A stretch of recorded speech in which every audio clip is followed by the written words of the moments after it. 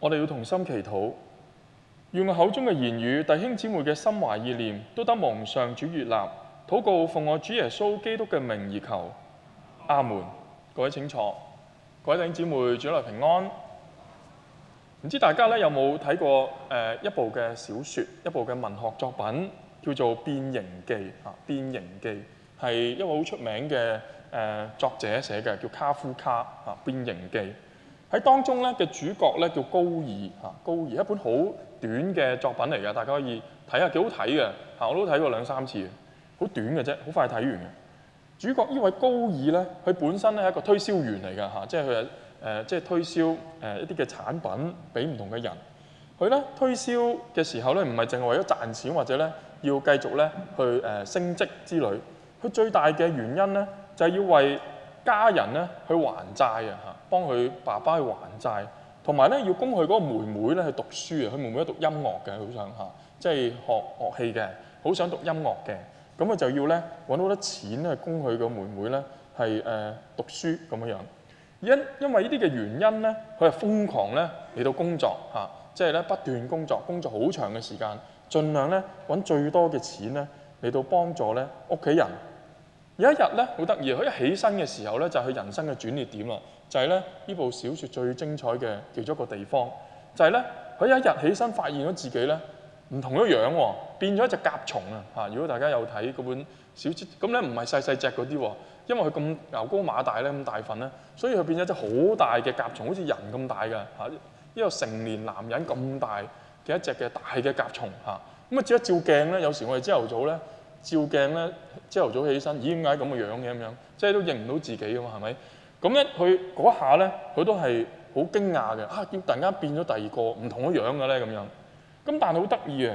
佢一起身咧，佢見到自己唔同嘅樣咧，唔係驚訝自己變咗第二個樣喎嚇。佢第一下佢驚慌嘅時候，突然間諗到，弊啦！我變到咁嘅樣，我就趕唔切搭車去翻工。佢一翻唔到工咧，佢就俾上司咧去責備啦。更加咧，佢唔能夠揾到錢咧嚟到去幫助屋企人還債，同供養個妹妹咧去讀書啦。所以咧好得意，佢第一下咧見到自己變咗第二個咧甲蟲咧，佢唔係擔心自己嘅情況喎嚇，佢係擔心翻唔到工，唔能夠咧去繼續嚟到去揾錢。咁佢變咗甲蟲之後咧，更加咧係令到成個家庭嗰個嘅關係啊個氣氛咧係改變咗嘅。咁中間咧好多嘅細節咧，大家可以自己即係翻去有機會睇下，上網都有嘅呢個嚇。咁咧唔使錢嘅，上網都有㗎啦嚇，呢個咁出名嘅小説嚇。咁咧好短嘅，真係好睇嘅。咁你自己翻去慢慢睇嘅。咁但係咧呢個嘅主角變咗甲蟲之後咧，屋企嘅關係咧就變得咧好微妙嚇。本來咧佢哋其實表面上咧都好關心嘅，好關心對方，好關心呢個嘅高爾嘅。但係當係變咗甲蟲之後咧，呢個家庭嘅關係嗰個關懷嘅假象咧就瓦解咗。關懷嗰個嘅本身咧，好似好關心嘅，其實唔係嘅，瓦解咗。咁慢慢咧就表現出咧，佢即係唔同嘅人咧對呢個嘅主角咧一啲真嘅性情啊嚇。咁如果大家有睇嗰個嘅內容嘅話，都知道啦嚇。無論係佢嘅父母啦，佢嘅即係親人啦、鄰居啦，甚至乎最後同佢最關係好嘅嗰個妹妹啊，最錫佢嗰個妹妹咧，其實都對於呢個嘅主角嘅變化咧，都產生咗好大嘅一啲嘅感受，同埋咧係表達出一個咧係真嘅性情。對於呢個主角咧，去表達出嗰種嘅暴力嚇，慢慢咧展現出一種暴力啊，即係可能都揾嘢掟佢啊、鬧佢啊、語言嘅暴力啊，甚至乎咧見到個主角，你諗下都幾驚喎係嘛？即係本來你見到佢係一個人嚟㗎嘛，但係變咗隻大甲蟲，你唔知會唔會咧突然間衝埋嚟咧傷害你㗎喎嚇。咁啊韞咗一間房裏邊，每次咧俾嘢佢食或者同佢即係對話嘅時候咧，都產生一種好大嘅恐懼啊！諗下一個自己嘅小朋友嚇，你每次同佢講嘢嘅時候咧，你都會產生好大嘅恐懼，甚至乎最後咧對呢位好熟悉、曾經好熟悉嘅親人咧，產生一個好厭惡嘅一種嘅感覺，即係唔想咧對住佢，唔想咧見到佢，甚至乎咧希望佢咧用任何嘅形式去消失喺佢面前，消失喺個世界上面。所以咧呢個故事咧去到最後咧，其實係一個悲劇收場嚟㗎。呢個嘅主角最後咧佢都係離世嘅嚇，因為即係佢做咗呢個嘅即係變咗個大甲蟲之後冇變翻人㗎。佢最後用呢個咁嘅形象咧係離開呢個世界。但係咧最微妙嘅就係當佢離開世界嗰一日咧，佢嘅家人竟然咧係去咗出外咧係出遊嚇，即係去郊遊去出邊嚇，即係郊遊即係欣賞呢個嘅自然嘅環境啊，即係好開心咁樣樣。咁然後咧就同佢嘅妹妹討論一個問題，就而家你嘅哥哥咧已經係去世咗啦，一個好嘅都係一個嘅時機咧，要揾一個好嘅丈夫啦嚟。咁揾個好丈夫咧，唔係因為咧討論之間咧，唔係因為要去咩幸福生活啊、婚姻美滿喎，而係呢個丈夫咧要代替咗呢個高爾另一個哥哥成為另一個高爾，可以咧成為一個賺錢嘅工具，去幫我哋咧屋企咧去償還嗰個債務，同埋咧去協助我哋嘅屋企咧去即係支持我哋經濟嘅開支，成為咗咧另一個嘅高爾，成為咗賺錢嘅工具。各位弟兄姊妹，我諗大家咧睇到呢一度咧，你都會留意到其實呢個嘅小説裏邊咧，其實佢精彩嘅地方就係透過呢個故事，透過呢個人物嗰個嘅改變咧，其實係諷刺緊當時嘅人咧係對人性嗰個嘅本質嘅異化alienation， 一種異化，即係話咧佢唔再當人咧係一個人嚟到去看待好似呢個嘅高爾咧變咗隻甲蟲，佢咪唔係人咯，係咪？咁然後其他佢身邊嘅人慢慢咧就展現出嗰種真性情啦佢呢個唔係人嚟，一個甲蟲嚟嘅啫，所以我可以用任何一個掟佢嘅佢死咗都唔緊要嘅佢只不過係蟲嚟嘅啫然後咧我可以奴役佢嘅佢死咗之後咧，我可以繼續我哋好開心嘅生活，同我咧冇交集、冇關係，亦都冇愛嘅交流嘅人嘅異化，令到人咧失去咗或者被逼失去咗屬於人性所有嘅特質。特別係愛，特別愛嘅交流、愛嘅流動，一個咁重要嘅特質，更加咧透過呢個主角嘅經歷咧，去諷刺咧，當佢成為咗一個甲蟲之後咧，其實我哋睇到身邊嘅人，佢唔係覺得好突兀喎，而係覺得咧咁樣對佢咧係理所當然嘅，即係咁樣對待呢個非人咁樣對待呢個曾經好熟悉嘅一個親人咧，係理所當然係啱嘅係必然咁樣做㗎啦。完全冇覺得咧有任何嘅內疚同埋任何嘅羞恥，所以咧其實我哋可以想像得到，其實呢位高爾呢個主角咧，佢唔需要變成甲蟲嘅。就算喺甲蟲變成甲蟲之前咧，我哋估計得到，其實佢身邊嘅人都已經當佢係一個非人嚟到看待，唔係一個人嚟到咧去對待佢。各位，今日嘅福音經課之中，我哋睇到。其實所提到嗰位迦南婦人呢位嘅迦南婦人其實都係另外一個高爾嚟嘅。特別呢位迦南婦人，我哋提到咧，佢係有一位被鬼附嘅女兒一位被鬼附嘅一個嘅女咁樣樣。我哋知道，如果我哋熟悉呢個嘅即係聖經嘅背景咧，大家好熟悉呢個故事嘅。其實迦南婦人求上帝去醫治佢女兒，係咪？如果我哋熟悉當時嘅背景咧，呢個嘅迦南婦人喺當時嘅狀況咧，正正就係咧，佢人性嘅本質俾人哋異化嘅佢正正就係唔被當時嘅人咧當為一個人嚟到看待嘅。佢本身係一個婦人，即係女性啦。大家知道成個近東都係嘅當時即係女性嘅身份地位好低迷嘅同而家好唔同。而家調翻轉係咪？男性嘅身份地位咧係低啲啦都平等啲咁女性越嚟越高啦咁樣。咁但係當時都係貨物嚟㗎嘛，女性係咪？貨物甚至乎可以任人踐踏嘅任人咧嚟到去傷害，唔係一個人嚟到看待嘅。更加咧，我哋見到佢一個咧被鬼附嘅女兒喎，咁呢個好重要啊！點解啊？因為咧佢屋企有個污糟邋遢係咪啊？我哋自己都有啲忌諱㗎嘛，有時係咪？即係如果屋企人有啲咩狀況咧，有時我都唔係好想咧對方嚟我哋屋企作客啊、食飯啊、見面咁㗎，即係驚沾染咗啲唔好嘅嘢咁佢屋企咧有個被鬼附嘅女兒，會唔會我一接觸佢嘅時候，我自己都鬼附埋㗎係嘛？即係污糟邋遢我唔中意咧，我唔想咧去接觸佢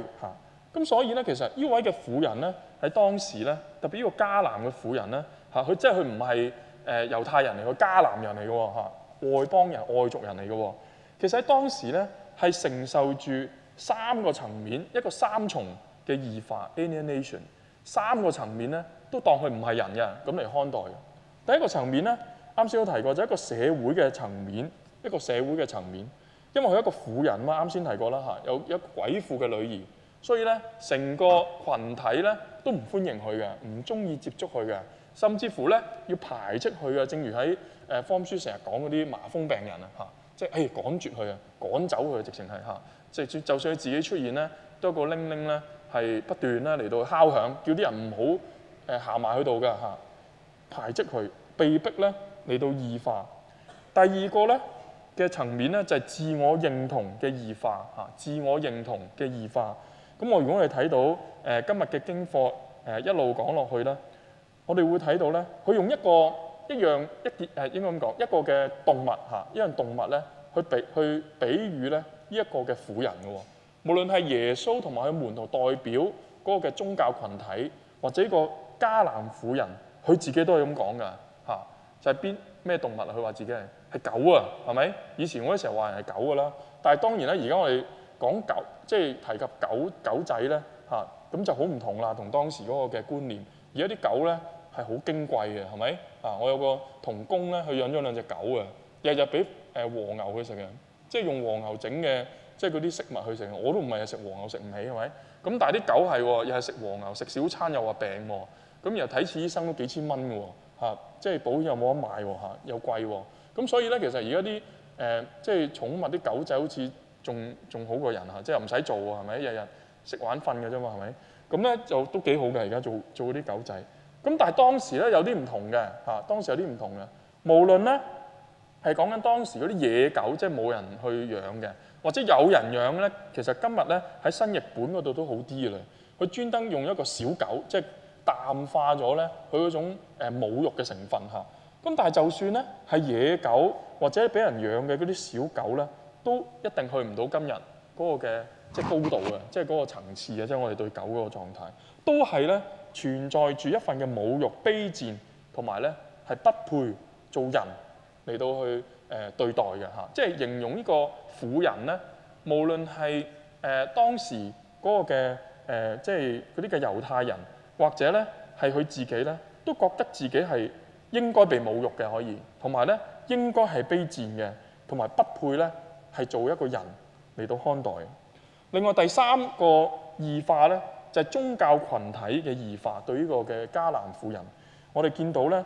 由耶穌同佢嘅門徒代表嘅一個咩宗教嘅群體，就係猶太啊嘛，係咪？猶太人嘅宗教就係一神嘅宗教，代表住宗教嗰個羣體咧，其實都視呢個嘅迦南婦人咧係一個外邦嘅女子，係嘛？外邦嘅女子，外邦人係一個異教徒嚟㗎。絕對係唔能夠咧成為我哋相信嗰位獨一真神嘅咩啊嘅兒女嘅，更加一定冇可能咧係得着佢嘅祝福，可以得着咧佢嘅恩典，係不配嘅。呢個非我族類咧係應該咧係值得嚟到排斥嘅。各位弟兄姊妹，其實今日呢個嘅迦南婦人同埋咧變形記裏邊嘅高爾，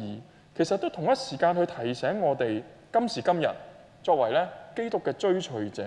我哋都要小心啊！小心我哋咧會唔會因着我哋自己唔同嘅系統或者咧意識形態，將自己同埋他人嚟到異化咗，唔再咧當為一個人嚟到看待。有時我哋當自己都唔係人嘅喎，當其他人都唔係人嘅喎。我人工包㗎嘛，俾人哋踐踏下冇所謂啦嚇。或者咧我得嘅，我頂得到嘅嚇，無論哇又嘔唔係嘔血嘅，即係又咳啊又病到哇七彩啊！我繼續要堅持咁樣嚇，即係有時咧，我哋可能咧會去到一個極端啊！我哋將自己咧變做一個機器，呢個咧某程度上都係一種異化嚟嘅嚇。我哋可能對人都係一種咁樣嘅睇法，我哋成為咗一個非人嘅存在，唔係超人喎，係一個非人，唔係人嘅存在。所以有時咧，我哋嘅耳邊、我哋嘅腦海、心裏邊好多聲音嘅。有時係我哋自己同自己講嘅喎，有時係人哋同我哋講，好多聲音咧不斷縈繞喺我哋身邊嘅。有時我哋可能會聽到我唔值得被愛嘅嚇，我唔值得嘅呢樣嘢啊，我不配做呢樣嘢啊，我好冇用嘅嚇，我唔得嘅嚇，呢樣嘢我唔不配去做嘅，我不配有呢個福氣嚇，我唔值得有呢個嘅福分嘅。或者咧，我哋可能會聽到係呢個人、呢個同學或者呢個人一定咧一事無成嘅，佢一定會成為一個失敗者佢冇用噶啦，冇得救啊！唔好嘥咁多精神心力時間喺佢身上唔好理佢啦冇得救噶啦呢個人。其實咧，以前咧有一個嘅，我唔記得特輯定廣告，今朝我都分享冇 check 過，就係咧即係我唔記得好耐之前睇過嘅，好深刻嘅，就係有一個咧係講即係嗰啲隱居啊，即係喺屋企咧唔出嚟嗰啲叫做咩啊？嗰啲叫做隱青啊！而家唔知有冇呢個term隱青而家可能都有嘅。咁喺屋企又唔做工又唔讀書，又乜都唔做，咁攤喺屋企咧就好似好頹廢咁樣，就叫隱青乜都唔搞。咁咧就訪問佢咧，咁講咗一句好出名嘅好嘅説話，佢就話人哋覺得咁，佢個記者就問佢啦即係主持問佢，咁你覺得自己點啊咁樣？佢就我覺得自己係零咯咁樣。而家都好似有人講嘅，唔知大家有冇印象？可能冇啦，大家年代比較年青可能我舊時細個嗰陣時聽嘅，就係咧覺得自己係零喎。零嘅意思即係咩乜都冇咯即係又冇用又冇生產力，乜都冇，零啊嘛，即係乜都冇，廢人一個係嘛？零，覺得自己係零。咁我哋可能都要反省究竟一位嘅朋友點樣去成就出嚟嘅點解我哋嘅世界、我哋嘅社會當中會成就到一個咁樣去對待自己嘅人嘅咧可能有時我哋都要反省一下。所以我哋睇到喺福音經課裏邊呢個經文當中，其實作者好妙嘅。我哋睇到今日好妙、好精彩嘅講得，佢就係藉住個婦人對耶穌基督一個嘅對話，嗰個嘅對話大家啱先聽福音經課會聽到，就係正正指出當時嘅猶太群體一個嘅弊端。今日都俾我哋一個提醒。如果我哋睇早少少呢段經文咧，我哋冇讀嘅今日如果我哋睇早少少呢段經文，即係前面嘅部分咧，特別喺7至9節嗰個部分咧，我哋會知道啦。其實鬧緊啲猶太人耶穌就係鬧緊嗰啲猶太人。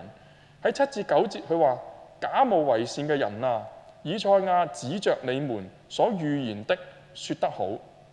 這百姓的嘴唇尊敬我，他們的心卻遠離我。他們把人的規條當作教義教導人，他們拜我也是枉然。即係講緊咧唔真實嘅、虛偽嘅講咁多愛，講咁多要虔敬，但係咧佢竟然對身邊嘅人係點咁冷漠係嘛？對身邊嘅人咧係非人嚟到去對待。並且咧同時間呢個作者藉住婦人對耶穌嘅回答，去徹底扭轉咗人類嘅命運竟然呢個先至係咧今日耶穌基督或者呢個嘅經課俾我哋一個福音福音即係 good news 嘛，好消息係咪？如果淨係停留緊喺即係一個異化嘅狀態咧，咁我哋就冇福音噶啦。但係今日咧，耶穌話俾我哋聽，福音嘅重點就喺呢一度啦，就係藉住婦人嘅回應咧，去徹底扭轉咗呢個異化嘅命運。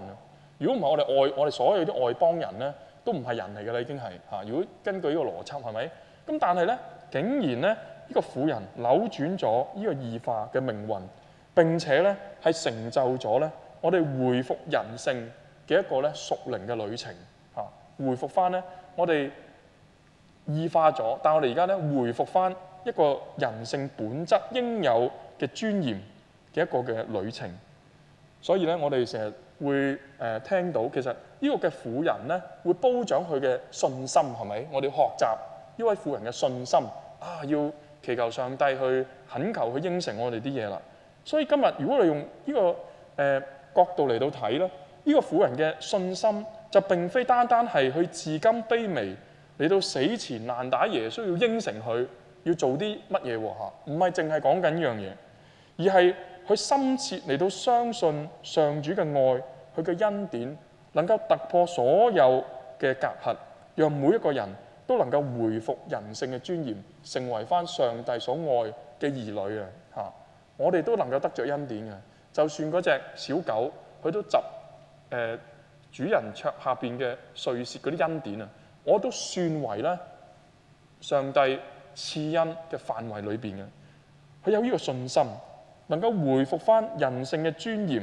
成為翻上帝所愛嘅兒女。各位弟兄姊妹，呢個唔單止係耶穌對當時嘅門徒嘅教導，同埋咧係一個一個嘅提醒，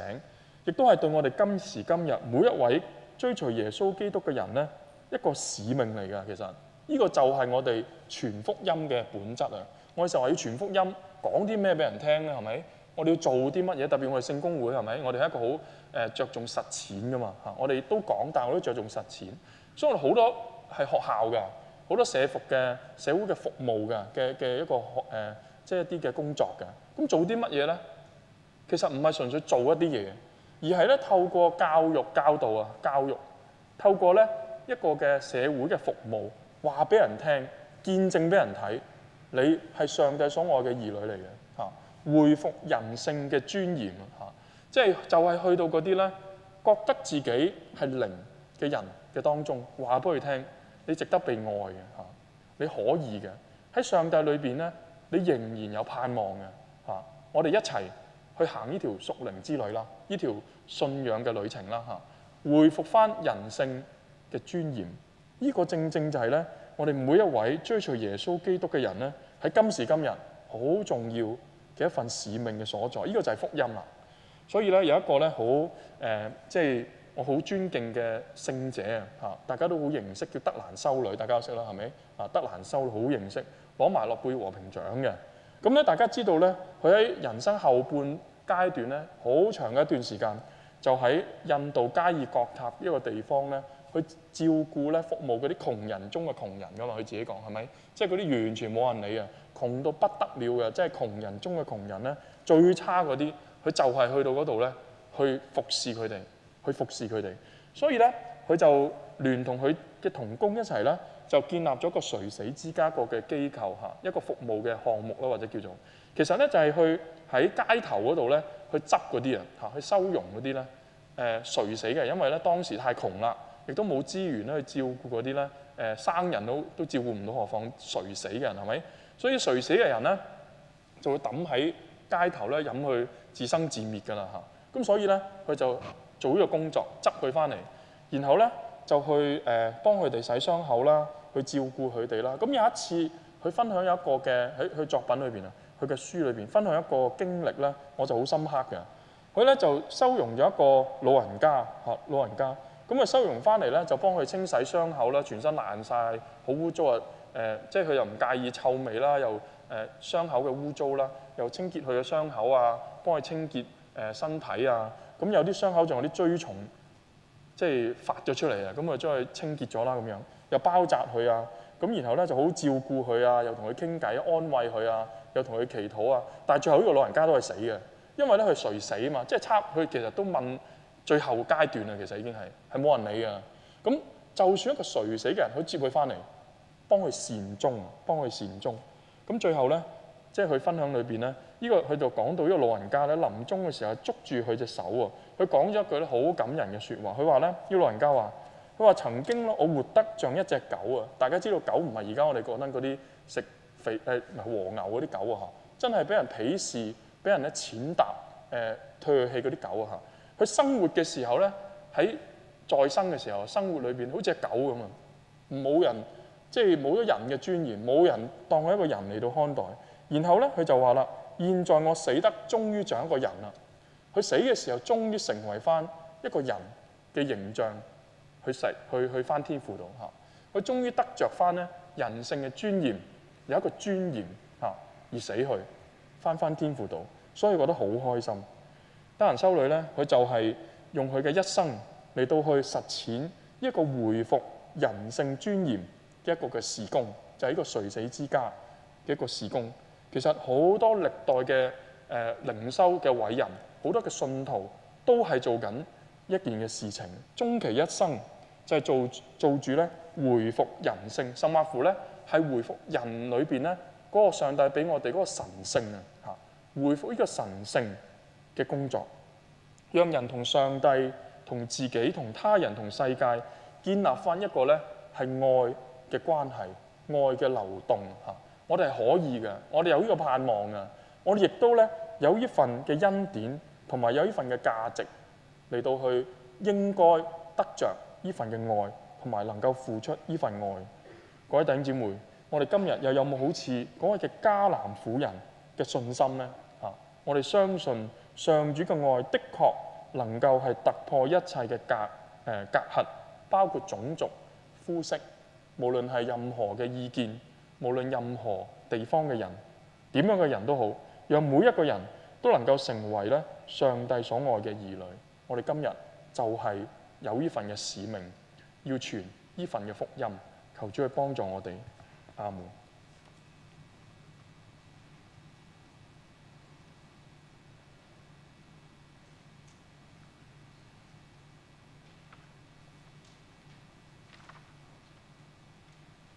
讓我哋起立。禮文嘅第6頁，聽過上主嘅話語，現在讓我哋一同承認我哋嘅信仰。我們信獨一嘅上帝，